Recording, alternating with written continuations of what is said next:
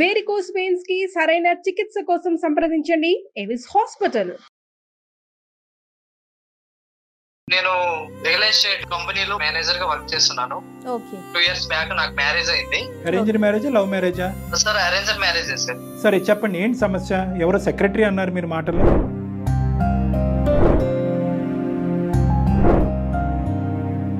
ఇతను ఎవరు అసలు? ఈ అబ్బాయి ఎవరు? స్కూల్ ఫ్రెండ్స్ గ్రూప్ లో ఉన్నాడు సార్. మీ ఆయన ఇంట్లో ఉన్నాడా, ఎప్పుడు వస్తాడా అని చెప్పి అడుగుతాడు సార్. ఓయ్ అవునా? డబ్బులు ఎప్పుడు ఇస్తావా అని చెప్పేసి అడుగుతా ఉంటాడు సార్ మా వైఫ్ ని. డబ్బుల వరకు వచ్చిందా?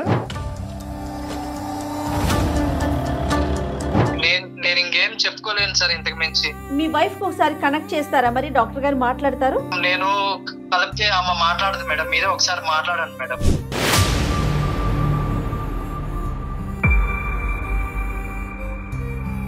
ఎవరు ఈ అబ్బాయి?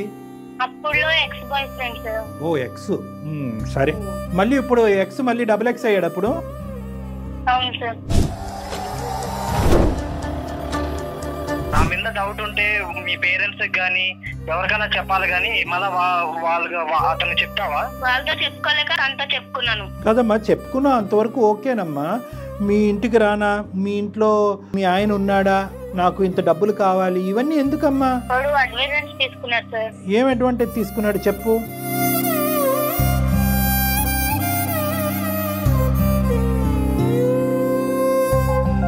ఏం మనుషులమ్మా. అతనితో మాట్లాడదాము, అతని పరిధులు ఏంటన్నది అతను అర్థమయ్యేటటువంటి విధంగా అతనికి చెప్దాము. దానికి మించి ఆ గీతలు దాటుకుని ముందుకు వస్తే కనుక అతని తాట ఎలా తీయాలో మాకు బాగా తెలుసు.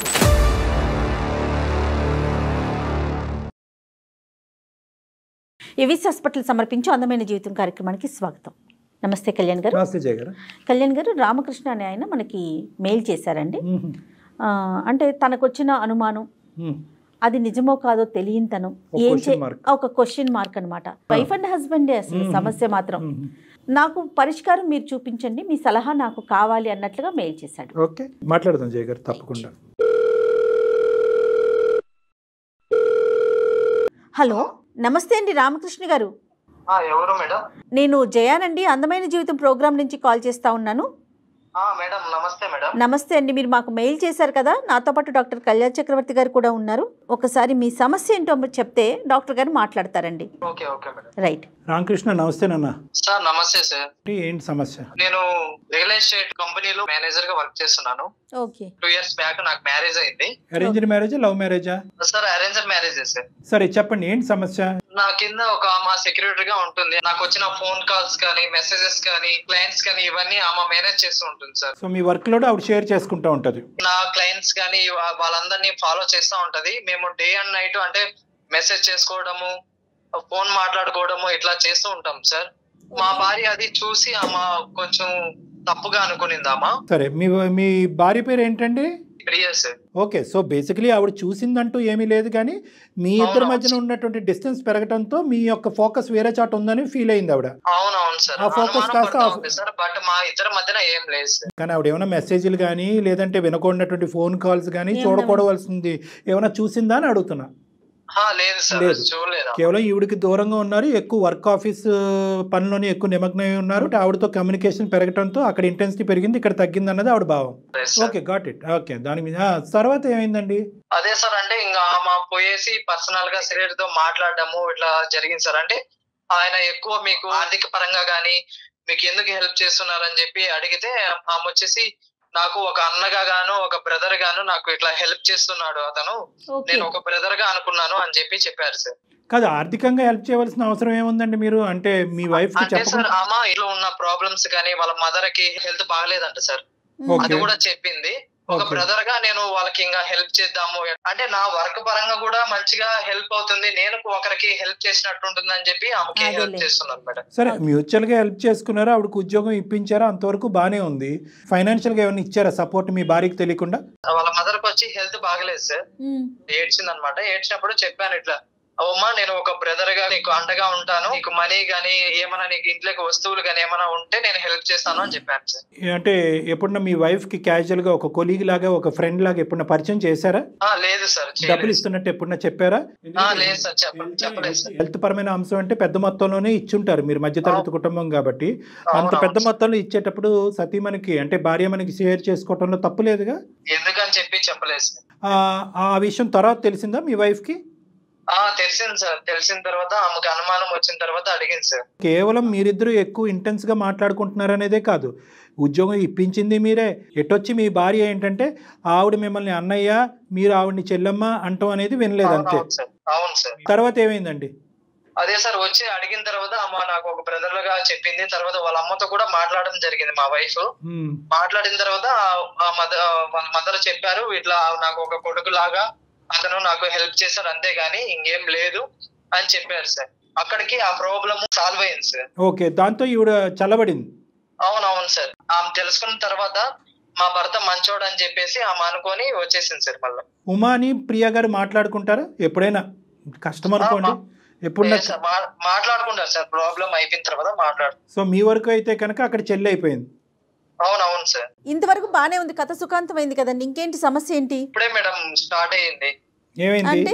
అవును మేడం, మా వైఫ్ వేరే వాళ్ళతో రిలేషన్షిప్ లో ఉందని నాకు డౌట్ గా ఉంది మేడం. అంటే ఎట్లా మీకు అనుమానం ఎలా వచ్చింది? మీకంటే సెక్రటరీ ఉన్నారు, ఆవిడ క్లియర్ గా. ఒక రోజు మా వైఫ్ నిద్రపోయినప్పుడు నేను ఒకసారి ఫోన్ చెక్ చేసినప్పుడు మా ఫోన్ లో వచ్చేసి మెసేజెస్, కాల్స్, అందమైన జీవితాన్ని కూడా ఆమె మెయిల్ పెట్టున్నారు సార్. రెగ్యులర్ గా నైట్ మీరు పడుకునే ముందు ఆవిడ ఫోన్ చెక్ చేసి పడుకుంటారా? లేదు లేదు సార్. ఈ మధ్యనే నాకు డౌట్ వచ్చేసి నేను మా వైఫ్ నిద్రపోయిన తర్వాత నేను ఒకసారి చెక్ చేశాను సార్. అసలు మీకెందుకు డౌట్ వచ్చింది? అంటే మేడం అంటే ఎక్కువ బయటికి వెళ్ళేసి ఫోన్ మాట్లాడము, మెసేజ్ చేయడం ఇట్లుంటే నాకు అంటే వేరే వాళ్ళతో తిరగడము, రిలేషన్షిప్ లో ఉన్నట్లు నాకు కొంచెం అనుమానం వచ్చింది మేడం. నీ కథ మీద అనుమానం నడుస్తున్నప్పుడే ఈవిడ ప్రవర్తనలో ఇది వచ్చిందా, లేదంటే మీది కంప్లీట్ గా ఎండ్ అయిన తర్వాత మీ వైఫ్ యొక్క ప్రవర్తనలో మార్పు మీకు కనిపించిందా? ఇప్పుడు నా మీద డౌట్ ఉన్నప్పుడే ఆమె కొంచెం ప్రవర్తన కూడా మారింది సార్. కానీ అప్పుడు చెక్ చేయకుండా మీది ఎండ్ అయిన తర్వాత మీరు చెక్ చేయడం మొదలు పెట్టారు. అవునవును సార్. ఇదేది ఎలక పిల్లి కథలా ఉంది. అంటే టిట్ ఫర్ టాట్. మా ఆవిడ ఇప్పుడు వరకు నా మీద చెప్పెట్టి నన్ను అనవసరంగా అమాయకురాలైనటువంటి అమ్మాయితో లింక్ కలిపి ఇబ్బంది పెట్టి చేసింది కాబట్టి ఈరోజు నేను ఒక కొత్త కథని సృష్టిస్తూ మా ఆవిడకి ఎవరో ఒకరు ఉన్నారు అనే విధంగా నువ్వు మాట్లాడలేదు అంటాను. గ్యారంటీ ఏంటి? నువ్వేం చూసావు? మెసేజెస్ చూసాను సార్. మెసేజ్లు చూసావు. ఏంటి ఆ మెసేజ్లు? ఏం చూసావు ఆ మెసేజ్లో? అదే సార్, కలుద్దాము, మళ్ళీ ఎప్పుడు కలుస్తావు, ఓకే ఓకే, అసలు నాకు రిప్లై ఇవ్వట్లేదు. ఇతను ఎవరు అసలు? ఈ అబ్బాయి ఎవరు? స్కూల్ ఫ్రెండ్స్ గ్రూప్ లో ఉన్నాడు సార్. మీ ఆయన ఇంట్లో ఉన్నాడా, ఎప్పుడు వస్తాడా అని చెప్పి అడుగుతాడు సార్. ఓయ్ అవునా? డబ్బులు ఎప్పుడు ఇస్తావా అని చెప్పేసి అడుగుతా ఉంటాడు సార్ మా వైఫ్ ని. డబ్బులు వరకు వచ్చిందా?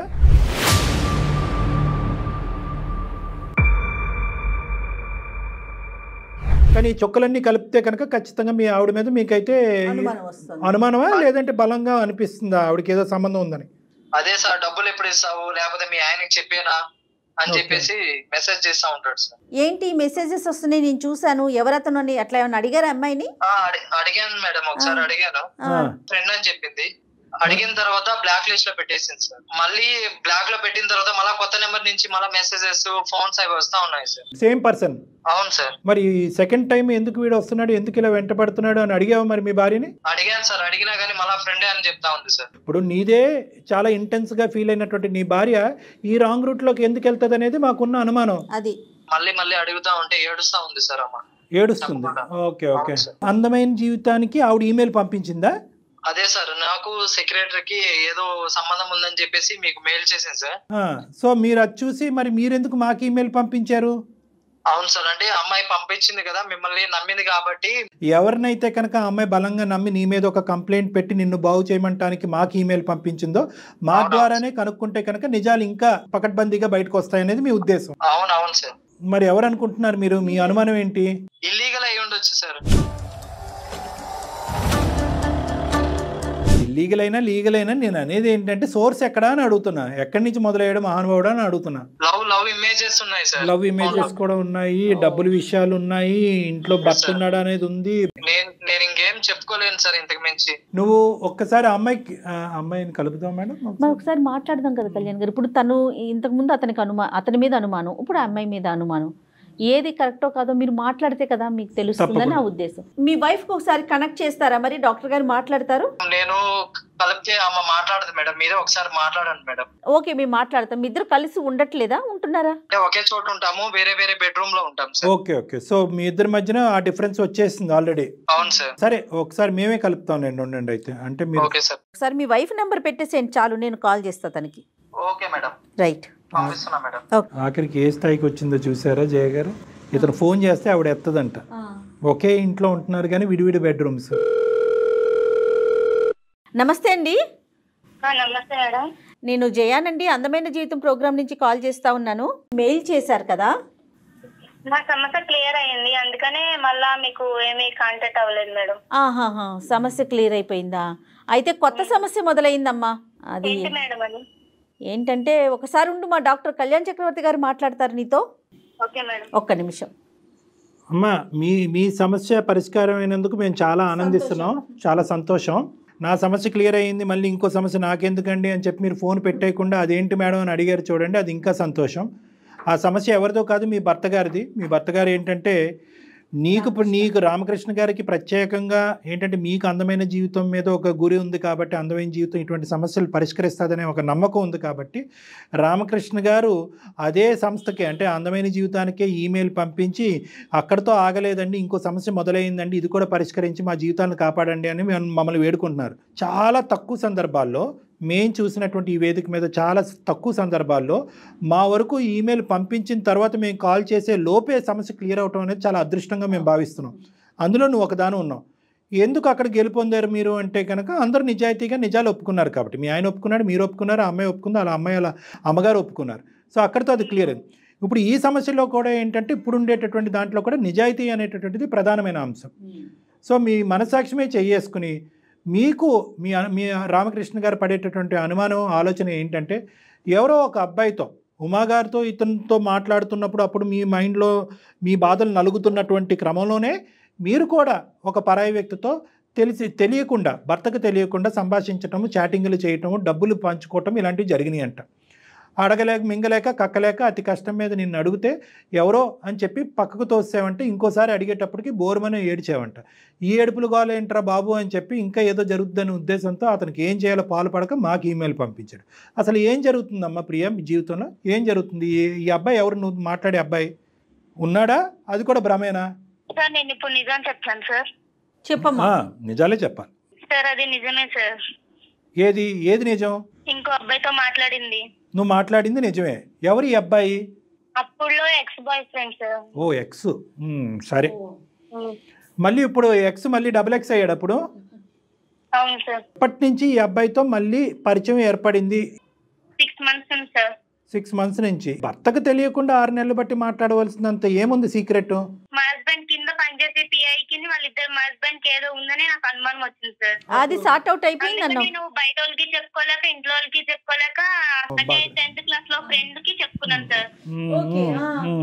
అక్కడితో ఆగిందా? చెప్పుకోవటం వరకే ఆగిందా?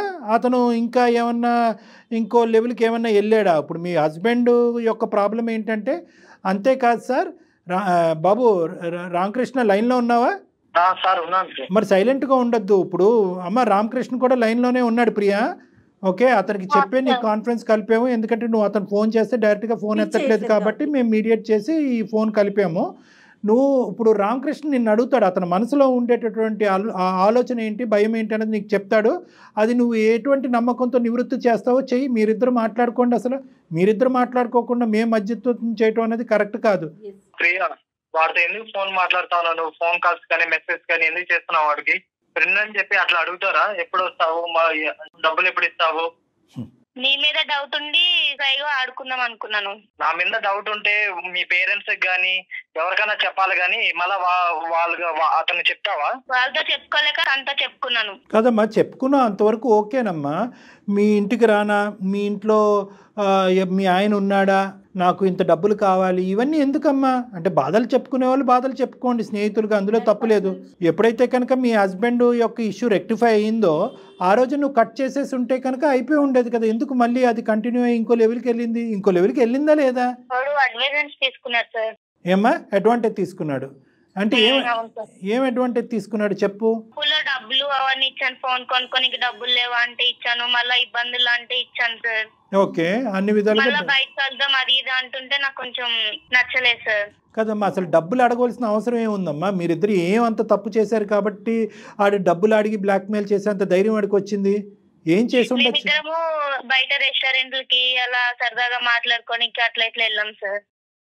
ఏం మనుషులమ్మా. ఎందుకు నువ్వు అదెందుకు టెంప్ట్ అయ్యావు? మా హస్బెండ్ తో డిస్టర్బెన్స్ ఉంది కదా సార్. డిస్టర్బెన్స్ లేదు కదమ్మా, డిస్టర్బెన్స్ ఉందేమో అని నువ్వు అనుమానం పడ్డావు. అక్కడి వరకు వెళ్ళాక నీకు మొత్తం క్లారిటీ వచ్చేసింది. ఇంకా అక్కడితో నీ మైండ్ కనెక్ట్ అయ్యాను సార్. కనెక్ట్ అయ్యి తర్వాత డిస్కనెక్ట్ అవ్వలేకపోయావు, అంతేనా? అంతే కదమ్మా, కనెక్ట్ అయ్యారు. నేను చేశాను కానీ తను అవ్వట్లేదు సార్, డిస్కనెక్ట్ అవ్వట్లేదు. ఎవరు? నువ్వు డిస్కనెక్ట్ అయ్యావు కానీ అతను అవ్వట్లేదు, అంతే. మరి విత్తనాలు జల్లేక మొలకెత్తవా? ఇప్పుడు నీకు అర్థం కావట్లేదు ఇక్కడ సబ్జెక్టు. నువ్వు అతనికి ఏమేం ప్రామిస్ చేసావో ఆ స్పీడ్లో, నువ్వు పంచుకునేటటువంటి బాధలో ఏమేం ప్రామిస్ చేసావో నువ్వు అతనికి. అంటే నాకు మా ఆయన వద్దు, మా ఆయన అంటే ఇష్టం లేదు, నువ్వే ఆపద్బాంధుడు, నువ్వే కాపాడు. ఇప్పుడంటే ఎలాగమ్మా? నీ ఇదేమన్నా ఇదా? ఇది గేమా? ఇదేమన్నా అమ్మా ఏదో హోటల్లో ఉంటానండి, ఈ హోటల్ వద్దా ఆ హోటల్లో ఉంటాను అన్నట్టు ఉంది. నువ్వు ఏం మాట్లాడుతున్నావు? రామకృష్ణ ఎవరు అనుకున్నావు? ఏది తప్పయింది? ఎవరు తప్పయింది? మళ్ళీ ఇప్పుడు ఆ అబ్బాయి ఎవరో నీ చిన్నటి స్నేహితుడు మళ్ళీ నీ జీవితంలోకి రావడానికి గ్యారంటీ ఉందా? ఇస్తాను సార్. ఎలా ఇస్తావు? నువ్వు ఇచ్చేది కాదు కదా, వాడే అతను కదా, అతని వైపు నుంచి రావాలి కదా గ్యారంటీ. మా ఆయనతో మాట్లాడిస్తాను సార్, ప్లీజ్ సార్. ఏమని మాట్లాడిస్తావు చెప్పు, ఏం మాట్లాడతాడు? మా ఆయన అనుకున్నా అంతా మా ఇద్దరి మధ్యలో ఏం జరగలేదని నేను ప్రూఫ్ ఇప్పిస్తాను సార్. అతను నిజమే చెప్తున్నాడని మేము ఎలా అనుకోవాలి, మీ ఆయన ఎలా అనుకోవాలి? మీరిద్దరు కలిపి ప్రామిస్ సార్, మా ఇద్దరి మధ్యలో ఏం జరగలేదు. అమ్మ ఇంత పెద్ద పెద్ద మాటలు మాట్లాడేటప్పుడు ఎవరితో పడితే వాళ్ళతో చిన్ననాటి స్నేహితుడని ఎంతవరకు పంచుకోవాలి? నీ బాధలు కష్టాలు సుఖాలు ఎంతవరకు పంచుకుంటారమ్మా? వేరే మగపిల్లడితో మీకు ఏం అవసరం? గంటల గంటలు ఎందుకు మాట్లాడారు? నాకు వేరే ఆలోచన ఏం రాలేదండి. సరే అమ్మా, ఆ టైంలో ఆలోచన రాలేదు, సరే నీ బాధను పంచుకున్నావు, స్నేహితుడు అని అనుకున్నావు, తర్వాత లిమిటేషన్స్ అనేటటువంటిది ఉంటాయి కదమ్మా. మీ ఆయన ఈ రోజు చూడకూడనటువంటి భయంకరాలన్నీ చూశాడు. అప్పుడు జరిగింది ఏంటి? ఒక పిఏతో అఫీషియల్ సంబంధించినటువంటి సంభాషణ, కొద్దిగా వాళ్ళ అమ్మగారికి బాగాలేదు కాబట్టి కొద్దిపాటి ఆర్థిక సమయం, దాన్నే నువ్వు పెద్ద చిత్రం కింద ఊహించేసుకుని అల్లేసుకున్నావు. అక్కడ ఏమీ లేదు. ఓకే, పంచుకున్నారు. తర్వాత ఆడు ఎప్పుడైతే బౌండరీ దాటుతున్నాడో, గేట్ దాటుతున్నాడో, అరే బాబు నువ్వు ఎక్కడైతే ఉండాలో అక్కడ ఉండు. ఆ మాత్రం తెలియదమ్మా మీలాంటి ఆడపిల్లలకి ఒక మగాడు వచ్చి ఏ స్థాయిలో అడ్వాంటేజ్ తీసుకుంటున్నాడు అనేది. నేను బ్లాక్ లో పెట్టినా సరే తన వేరే వాళ్ళు ఫోన్ తీసుకొని అంటే ఇదంతే. ఇలాంటి కరెక్ట్, ఇలాంటి సంబంధాలు అలాగే ఉంటాయి. వన్ వే ట్రాఫిక్ అంతే ఇవి. నువ్వు ఒక్కసారి తలుపు తీస్తే వాడు ఆగడు, వాడు ఎడిక్ట్ అయిపోయాడు. నీకు హస్బెండ్ కి చెప్పేదాం అనుకున్నాను సార్, కానీ చెప్పలేకపోయాను. చెప్పరు మీరు అడిగినప్పుడు సీదా చెప్పకుండా ఏడవటం అంటే మీ ఆయన ఎంత మంచాడో, ఎంత పెద్ద మనసు. మా ఆయన అంటే నాకు చాలా ఇష్టం సార్, ప్లీజ్ సార్. చాలా లేట్గా తెలిసింది కదా రామకృష్ణ. ఈ అమ్మాయి ఇంతకు మించి చెప్పాలని అనుకోవట్లేదు, మేము తవ్వాలని అనుకోవట్లేదు. రామకృష్ణ మనసులో ఒకే ఒక క్వశ్చన్ ఉంది, మీరు ఎంత దూరం ప్రయాణం చేశారనేది ఒక ప్రశ్న. అది రేపొద్దున ఈ ఫోన్ పెట్టేసాక అడిగితే నువ్వు సమాధానం చెప్పలేవు, అతను మనసు విప్పి అడగలేడు. సో నేనేంటంటే సభాముఖంగా నేను అడుగుతున్నాను, ఎంత దూరం జరిగింది మీ ప్రయాణం? టీ స్టాల్ రెస్టారెంట్ అంతే సార్. టీ స్టాల్ రెస్టారెంట్ అంతే. అంతే సార్. దొరికితే దొంగలు, లేదంటే దొరలు. ఒక్కటే మెసేజ్లు ఉన్నాయి కాబట్టి అది ఒక్కటే ఒప్పుకుంటున్నావా? మదర్ ప్రామిస్ కి ఏం లేదు సార్. మరి రామకృష్ణ స్టార్టింగ్ లో పక్క ట్రాక్ లోకి వెళ్ళింది, కానీ వాడు మూర్ఖుడు. వాడు ఏంటంటే అడ్వాంటేజ్ తీసుకుందాం అనుకున్నాడు మీ ఇద్దరి మధ్యన ఉన్న డిఫరెన్స్ ని. ఇంకా నీ అదృష్టం కొద్ది ఏంటంటే అడ్వాంటేజ్ ఇంకా పై అడ్వాంటేజ్ వరకు వెళ్ళలేదు, కేవలం డబ్బులు, హోటళ్ళు, టీ స్టాల్ వరకే ఆగిపోయింది. అంతవరకైతే మనం నమ్మచ్చు. ఇప్పుడు ఈ అమ్మాయిని మళ్ళీ నీ జీవితంలోకి స్వీకరిస్తే కనుక మీరిద్దరు కలిపి ఆడు భర్త పట్టచ్చు. లెఫ్ట్ రైట్ కలిస్తేనే చప్పట్లు. నీదేంటంటే మీరైతే తప్పు చేశారో అని అనట్లేదు, కానీ ఒక మానసికపరమైనటువంటి డిస్టర్బెన్స్లో ఆ మూర్ఖుడితో ఈ అమ్మాయి కనెక్ట్ అయింది. స్నేహితుడు కదా, చిన్ననాటి స్నేహితుడు కదా అని చెప్పి. వాడు ఏంటంటే ఒక మెట్టు ఎక్కకుండా ఒకే దెబ్బతో 10 మెట్లు ఎక్కి ఈ అమ్మాయి జీవితంలో టోటల్గా ఎంట్రీ అయిపోయాడు. వాడు ఎంట్రీ అయిపోయి అప్పుడు నీకు కావాల్సినప్పుడు నన్ను వాడుకున్నావు కదా, సలహాకి, సూచనకి, ఓదార్పుకి, ఇప్పుడు నువ్వు కావాలి అనేటటువంటి విధంగా వెంటపట్టడం మొదలుపెట్టాడు. సో ఇది ఏంటంటే నాకు ఒక మాట ముందే చెప్పుంటే సరిపోయింది కదా. ఇప్పుడు సమస్య అందుకే కదా మొదలైంది. మరి అలా చెప్పకపోబట్టే కదా మా దాకా వచ్చారు. అది ఒకటి మేడం చెప్పింది, అదొకటి. ఇంకోటి ఏంటంటే కనుక ఎప్పుడైతే కనుక నివృత్తి అయిపోయి నీ సెక్రటరీతో ఉండేటటువంటి ఇష్యూ రిజాల్వ్ అయిపోయిందో అని అనుకున్నావో, అప్పటికే ఇష్యూ రిజాల్వ్ అయినా కూడా మానసికపరమైనటువంటి డిస్టెన్స్ మీ ఇద్దరి మధ్యన పెరిగింది. ఫిజికల్ డిస్టెన్స్, మానసికపరమైన డిస్టెన్స్ పెరిగింది. అర్థమైంది నాన్న? సో అది నీకు చెప్పటానికి ఉండేటటువంటి కంఫర్ట్ ఆ అమ్మాయిలో లేక అతనికి చెప్పుకుంది. ఎప్పుడైతే యూటర్న్ తిరిగి వెనక్కి రావాలి అని అనుకుందో, అమ్మో ఇంత చెప్తే ఇంత చెప్పేటటువంటి పరిస్థితి వస్తుందేమో, మొత్తానికే బ్లాక్ చేద్దామని చెప్పి బ్లాక్ చేయడం మొదలుపెట్టింది. వాడు వదులుతాడా? వాడు వదలలేదు. సో ఇక్కడ ఈ అమ్మాయికి అర్జెంటుగా కేవలం నీ ఓదార్పు ఒకటే కాకుండా నీ సపోర్ట్ కూడా కావాలి. రామకృష్ణ, తప్పు చేయదని చెప్పి నాకు కూడా నమ్మకం ఉంది సార్. సంతోషం, కథ సుఖాంతం. ఇక్కడ నీకు ప్రధానంగా అర్థం అవ్వాల్సింది, మాకు చాలా బాగా అర్థమైంది ఏంటంటే, మొదటి అంశంలో ఎప్పుడైతే నీ సెక్రటరీ గురించి ఈ అమ్మాయి చాలా నేరో మైండెడ్గా ఆలోచించిందో, రెండో అంశంలో అసలు తెలిసి తెలియకుండా తెలివి తక్కువగా ఆ అబ్బాయి యొక్క జీవితంలో దూరిపోయిందో, మీ ఆవిడ చాలా అమాయకురాలని అయితే మాకు అర్థమైంది. చాలా అంటే చాలా ఇన్నోసెంట్ ఈ అమ్మాయి. ఇద్దరేనండి, ఇద్దరికి ప్రేమలు ఎక్కువ, అట్లాగే అనుమానం కూడా ఎక్కువగా ఉంది. సారీ అండి. ఆ అమ్మాయి వేడుకుంటుంది. ప్రియ, అదే మన ఇద్దరి మధ్య జరిగిందేదో జరిగింది. ఇంకా మన ఇద్దరి మధ్య థర్డ్ పర్సన్ లేకుండా, ఏ సీక్రెట్స్ లేకుండా మనము లైఫ్ ని సాగిద్దాము. ప్రియా, సార్. తన ఆలోచన అయితే ఇప్పటి వరకు క్లియర్ అయినట్టే అనిపిస్తుంది. ఈ డిస్కషన్ అనేది ఫోన్ కట్ అయిన తర్వాత మీరిద్దరు మాట్లాడుకోకుండా ఏమన్నా ఇంకో స్థాయి అనుమానం కానీ ఆలోచన కానీ ఉంటే డైరెక్ట్గా నా క్లినిక్ వరకు రండి మీరిద్దరు. అర్థమైందా? ఇద్దరు రండి. నాకు ఇంకొక విషయం గుర్తొచ్చింది కళ్యాణ్ గారు. ఇప్పుడు ఈ అమ్మాయికి పదే అతను బ్లాక్ చేసినా కూడా నెంబర్ కాల్ చేస్తా ఉన్నాడు, వేరే నెంబర్ నుంచి. ఇప్పుడు అతనితో మేము మాట్లాడతాం, అతని నెంబర్ మాకు షేర్ చేయమ్మా ఒకసారి. అతనితో మాట్లాడదాము, అతని పరిధిలో ఏంటన్నది అతను అర్థమయ్యేటటువంటి విధంగా అతనికి చెప్దాము. దానికి మించి ఆ గీతలు దాటుకుని ముందుకు వస్తే కనుక అతని తాట ఎలా తీయాలో మాకు బాగా తెలుసు. బాగా చెప్పారు. ఓకే, అతను ఏదో నిన్ను ఇబ్బంది పెడుతున్నాడు కాబట్టి నేను ఫోన్ నెంబర్లు మార్చుకుంటూ అలా అంత భయపడుతూ ఉండక్కర్లేదు, తెలుసుకుని బయట పట్టడానికి ట్రై చేసాం.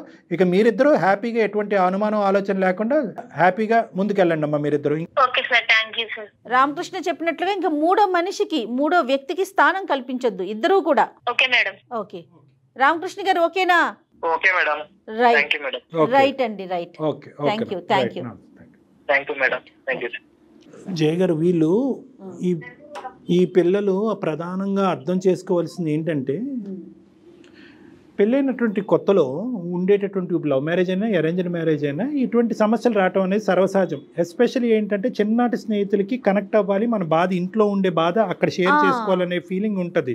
ఎందుకంటే ఇలాంటి అంశాలు అక్క చెల్లికి, అన్నదమ్ములకి, అమ్మ నాన్నలకి చెప్పడం కష్టం కాదు. ఇలాంటి ఏమైనా డైలమా సిచ్యువేషన్ క్రియేట్, ఒక సందిగ్ధ పరిస్థితులు ఎవరన్నా భార్యాభర్తలు ఉంటే కనుక ఈ సమస్య యొక్క చిక్కుముడు విడిపించడానికి సరైనటువంటి నాదుడు ఎవడు అని ఎంచుకోవటం కూడా చాలా ఇంపార్టెంట్. అవతల వాడు మన సేవియరా లేదంటే మన తల కొరువు పెట్టేటటువంటి వాడా అనేది అర్థం చేసుకోవటం చాలా ఇంపార్టెంట్. చాలా బాగా చెప్పారు. బట్ ఆ అబ్బాయి కూడా నాకైతే ఎందుకో కన్ఫ్యూజన్ స్టేటస్ లో ఉన్నట్టు అనిపిస్తోంది. ఒక్కసారి మీరు మాట్లాడితే. మంచి అబ్బాయి, అర్థం చేసుకునే అబ్బాయి. ఇదే సమస్య ఇంకొక ఇంట్లో ఉంటే కనుక మనం చూసినటువంటి కేసుల్లో రాచి రంపాలు పెట్టి ఇది భయంకరమైన పరిస్థితి తీసుకురాకుండా ఆ అబ్బాయి కేవలం అమ్మాయి ఏడుస్తుంది అన్నతో అక్కడితో కమ్యూనికేషన్ ఆపేసి ఆ అమ్మాయి వేరే రూమ్ లో, ఈ అబ్బాయి వేరే రూమ్ లో పడుకుని మనల్ని ఆశ్రయించాడంటే ఆ అబ్బాయి మనసు చాలా పెద్దది, అర్థం చేసుకునే మనసు. ఎటొచ్చి ఏంటంటే అక్కడ సన్నివేశాలు, మెసేజ్లు చూసింది ఒకటి, ఈ అమ్మాయి చెప్తుంది ఒకటి, వింటుంది ఒకటి. సో వీటన్నిటిలో అతను కన్ఫ్యూజన్ లో ఉన్నాడు. సో కన్ఫ్యూజన్ అనేటటువంటిది కేవలం ఒక ఫోన్ కాల్లో, అందమైన జీవితంలో ఈ ఒక ఎపిసోడ్ లో క్లియర్ అవటం కష్టం. కాబట్టి ఈ అబ్బాయికి ఎక్స్ట్రా ఛాన్స్ ఇచ్చి మన దగ్గరకు రప్పించుకుని పూర్తి స్థాయిలో నివృత్తి చేసే ప్రయత్నం చేద్దాం. రైట్, ఆ బాధ్యత మీరే తీసుకోవాలి. తప్పకుండా. రైట్ కళ్యాణ్ గారు, నమస్తే. నమస్తే.